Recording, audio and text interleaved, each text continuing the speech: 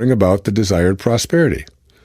Following are 7 of the most common thoughts that make the manifestation of prosperity virtually impossible. Number 1, it's not God's will. By blaming God for not having what you need or desire, you justify a built-in excuse for accepting your lot in life.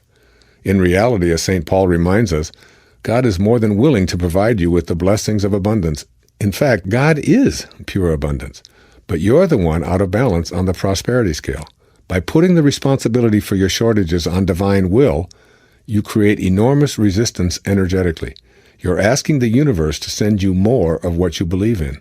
The solution to removing this barrier, which applies to all 7 of these resistance energies, is changing the belief. By first catching yourself in the midst of a fallacious thought and replacing that thought with something like, I am a creation of God.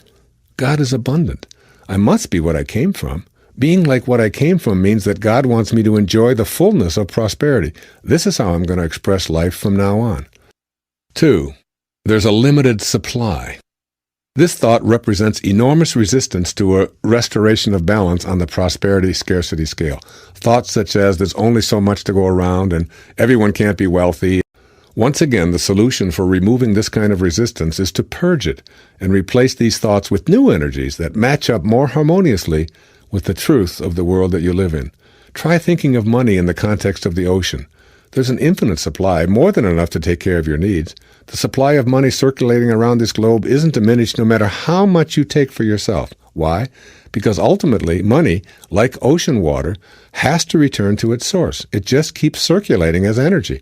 Take 1,000,000 gallons from the ocean, and it still remains the same. Here's how it works. Abundance is scooped from abundance, and abundance remains. 3, I don't deserve it. Here's a simple rule of thumb. When you believe that you're worthy of prosperity flowing into your life, then you'll attract precisely what you do believe. If you believe that attracting money into your life is in some way inconsistent with a spiritual consciousness, then you erect barriers of resistance to stop this flow. And the universe, being what it is, it submits back to you precisely what you believe about being undeserving. To change this idea and rebalance yourself on this scale, you need to realign your desire with the energy of your thinking. You need to keep reminding yourself that you are a divine piece of God. Feeling as if you're unworthy of God's abundance is the same as denying your spiritual essence and insulting your Creator as well.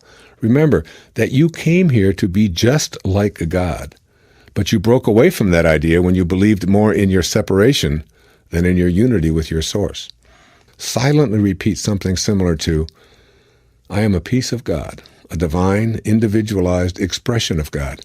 I am worthy and deserving of all that God is and all that flows into my life. The abundance I desire is on its way, and I will do everything I can to avoid blocking and resisting this divinely inspired flow. And 4, I have limited abilities and talents. If you hold a belief in your mind that you don't possess the ability or talent to attract abundance, then you've weighted your balance scale with a lifetime supply of scarcity. This is a huge symptom of resistance masquerading as an excuse for why you're coming up short on the prosperity balance beam. Your inner vision will trump your innate talent every time. In fact, if you have the confidence that the skills or abilities you need are readily available, then you're on your way. Number 1, banish the excuse of no talent. And number 2, create an inner picture of attracting prosperity. And number 3, act as if by being what you desire. Act as if by being what you desire. You're as talented as you've decided to be up until now. Change the picture, and miracle of miracles, you change your talent as well. Number 5, I've never been lucky. The universe that you live in, and that lives in you, operates on energy and energy alone. Nothing happens until something moves, said Albert Einstein. Everything is vibrating, even what seems to be motionless. Your universe functions with the law of attraction, meaning that energy matches up with similar energy.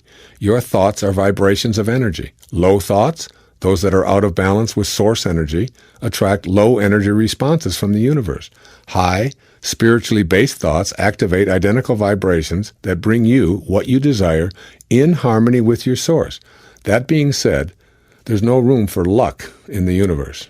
If you have an accident, you aren't unlucky and you're not at fault. You're simply a vibrational match to whatever you collided with in that moment.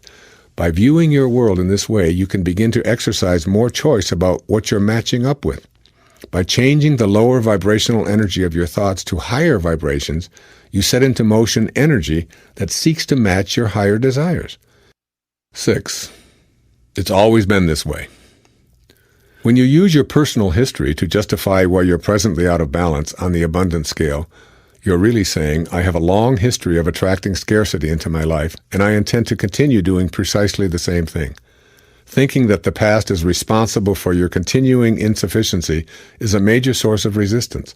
You've probably been taught that if you don't pay attention to the mistakes of the past, you're bound to repeat them. Here's my take on that advice. Keeping your thoughts on the mistakes of the past guarantees that you'll continue manifesting them in the present. I think you're better off tossing out your personal history or any deficiencies that have surfaced in your life. Refuse to think about what's failed to materialize unless you're hoping for more of the same. Avoid talking about your bleak past. Don't identify yourself as someone whose childhood or early adulthood was characterized by dearth and paucity. Instead, look upon your entire history as a series of steps you absolutely needed to take in order to bring you to the present realization of your endless potential for abundance. Be grateful for all that failed to show up. Then shift from resistance to the direction of manifesting your desires and rebalance your thinking so that it matches up with those desires. And 7. I don't know how to think abundance for myself.